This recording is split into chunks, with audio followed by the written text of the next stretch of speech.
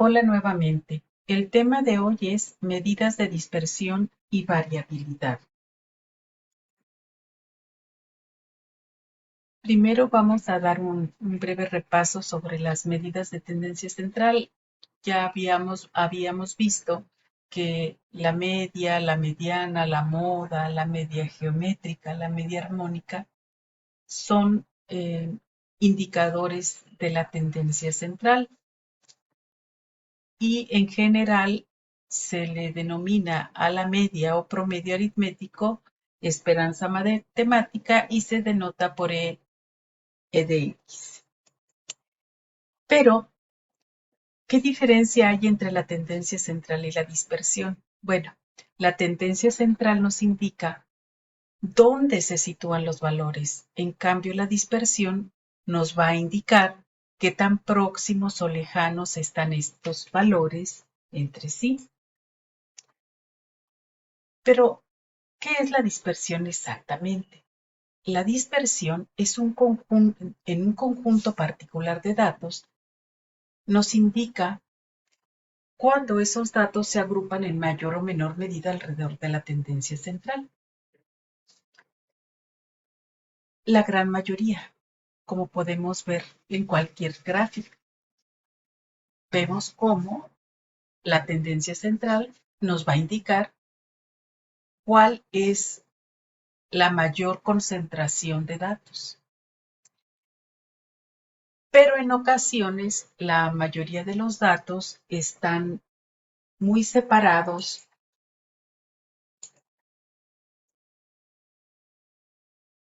o muy dispersos entre sí. Muchas veces los valores en una muestra se encuentran muy laxamente distribuidos.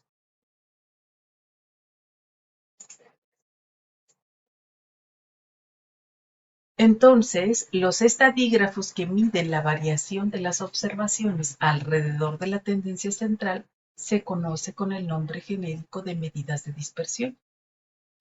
Los estadísticos de la tendencia central o posición nos indican dónde se sitúa un grupo de puntuaciones, en tanto que los de variabilidad o dispersión nos indican si estas puntuaciones o valores están próximos entre sí o por el contrario, están muy separados. Vamos a poner un ejemplo con otolitos. En las fotografías de los otolitos izquierdo y derecho, estos se utilizan para medir la edad de los peces por los anillos de crecimiento que muestran la dimensión y qué tan parecidos son el otolito que está al lado derecho de la cabecita y la que está al lado izquierdo. Entonces nosotros nos vamos a centrar en este ejemplo para hacerlo un poco más gráfico. Veamos aquí. Entonces, déjenme poner la gráfica anterior. Aquí vemos que tienen, si nosotros medimos este radio de aquí, porque son como unos cilindritos, si medimos este radio de aquí, este radio se llama radio anterior y el radio de aquí se llama radio posterior.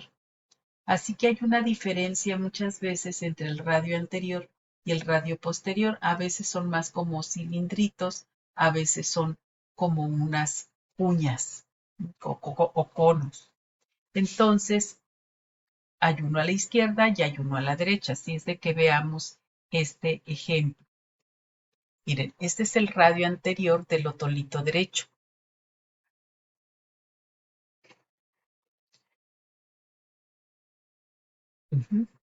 Entonces, aquí están los límites reales en milímetros y va desde 1.1 a 4.7. Pero fíjense cómo la tendencia central, o sea, los datos más frecuentes, se encuentran entre 3.7 y 3.5, ¿verdad? Acá tenemos el radio anterior del otolito izquierdo, es la parte anterior, pero ahora del otro otolito. Aquí lo tenemos como que el valor de digamos, del centro, está más o menos en punto 72. Está muy sensible mi puntero. Eh,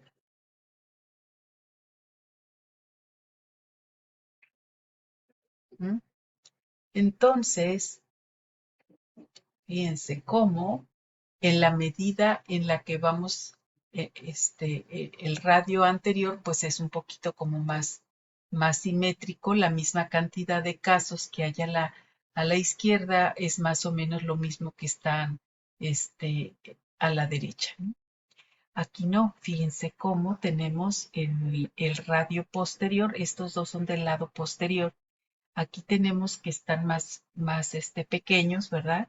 La mayor moda está en 1.171 o 1.471, así que son valores mucho más pequeños. Y en el posterior, pues más o menos son más similares. Pero fíjense cómo hay una diferencia, ¿verdad?, entre la parte anterior y la parte posterior. ¿Mm? Entonces, los otolitos derechos tienen radios muy desiguales,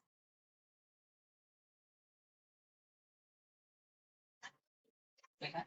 Este va para acá, va valores muy grandes y el posterior está muy pequeño. Y aquí en el izquierdo, pues son un poquito más, pues son más similares.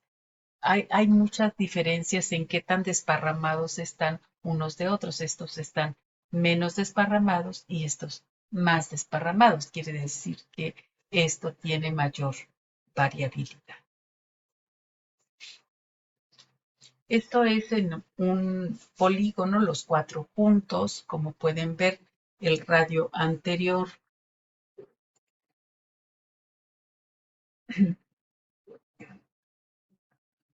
el radio anterior aquí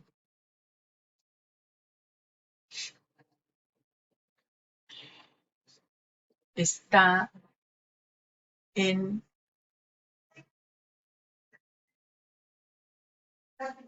azul y en verde, y los posteriores en rojo y morado. Los derechos son azul y rojo.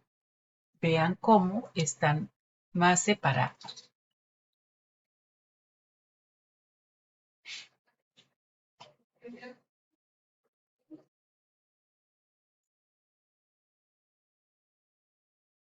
Este y este tienen promedios muy diferentes. Este y este. En cambio, si nos vamos al izquierdo, vean cómo los valores son más similares. Que hay mucha asimetría entre ellos. Entre el derecho hay más asimetría que en relación al izquierdo.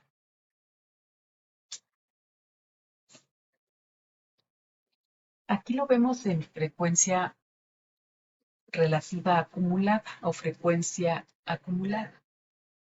Aquí vemos cómo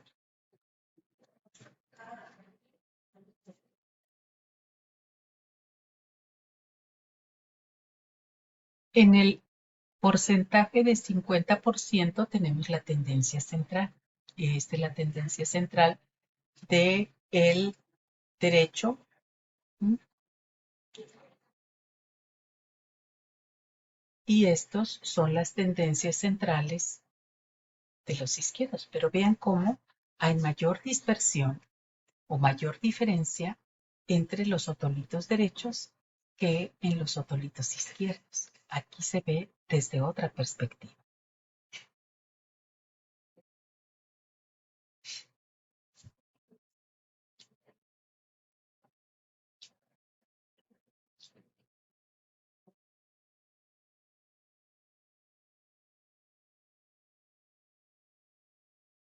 Vamos a ver las diferentes medidas de dispersión. La primera medida de dispersión, es decir, la cual nos indica qué tan laxamente distribuidos están los valores alrededor de la tendencia central, es el alcance o recorrido que ya habíamos visto antes.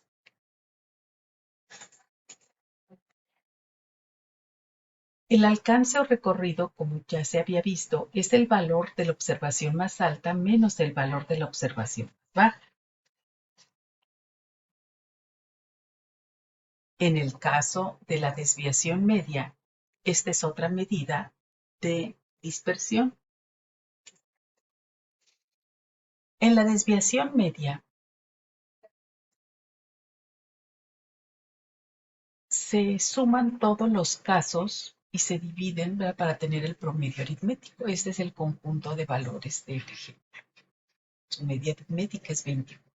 Ahora, si nosotros hacemos la diferencia entre cada valor y el valor del promedio, es decir, cuánto se dispersa el valor individual con relación al promedio, vemos que aquí es 13, aquí 6, 5, menos 4. Aquí es decir que el valor es más alto que el promedio.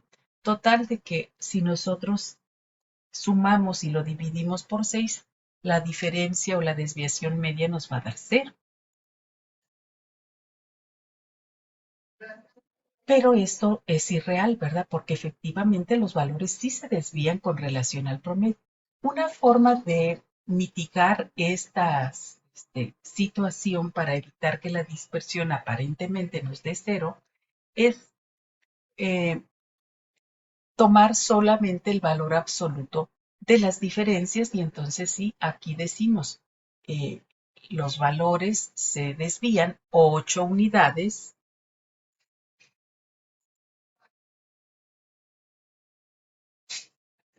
con relación al promedio.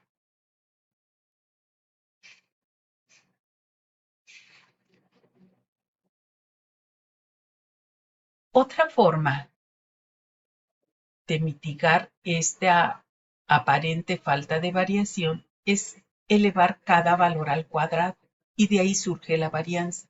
La varianza constituye uno de los estadígrafos más empleados para medir la variación, ya que es básicamente un promedio aritmético de cada una de las diferencias alrededor del promedio.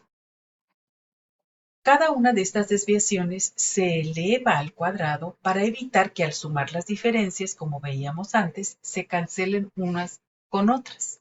Y entonces al promedio le restamos cada valor y eso lo elevamos al cuadrado y posteriormente lo dividimos por n-1, ya que estamos perdiendo un grado de libertad al utilizar el promedio en el cálculo de los datos. Si nosotros usáramos todos los datos en la población, entonces tendríamos que quitarle aquí el 1, porque estaríamos empleando todos los datos en la población, entonces solamente lo tendríamos que dividir por n.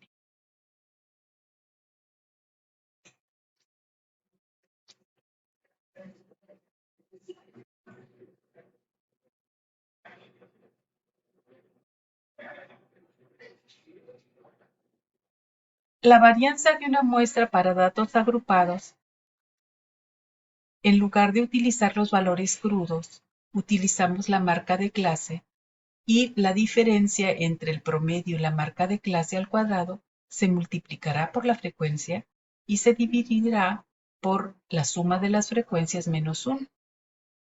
Para la población, solamente la consideración que habíamos hecho antes.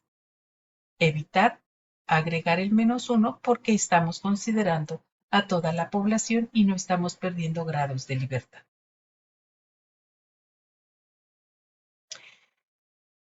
La desviación estándar es, pues como hemos elevado al cuadrado cada valor, por ejemplo, si nuestras medidas fueran en milímetros, estaríamos hablando de milímetros cuadrados en la varianza, y para evitar esta distorsión en las mediciones y regresar los valores a sus medidas originales, sacamos raíz cuadrada de la varianza y eso se conoce como la desviación estándar.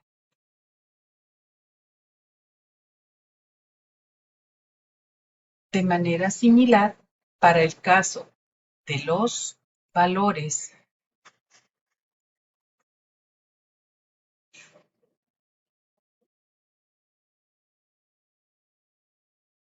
de datos agrupados, simplemente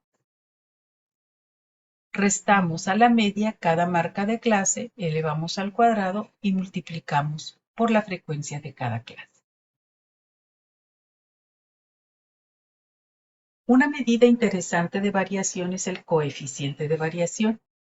El coeficiente de variación representa la razón entre la desviación estándar sobre la media y está expresado normalmente en porcentaje, aunque también se utiliza en fracción porcentual. El coeficiente de variación es adimensional, es decir, es independiente de las unidades en las que se encuentren los datos, por lo cual constituye una herramienta muy apropiada para comparar en primera instancia varios conjuntos de datos que sean dimensionalmente distintos. Entonces, la expresión para el coeficiente de variación es la desviación estándar sobre la media multiplicado por 100. En resumen, las medidas de dispersión principales son el recorrido, la desviación media, que es con valores absolutos, la varianza, que es con valores al cuadrado, y la desviación estándar, que simplemente al final de calcular la varianza se obtiene la raíz cuadrada de esta y el coeficiente de variación. En adelante ustedes podrían practicar con varios conjuntos de datos. Muchas gracias. Espero que este material les sea de utilidad.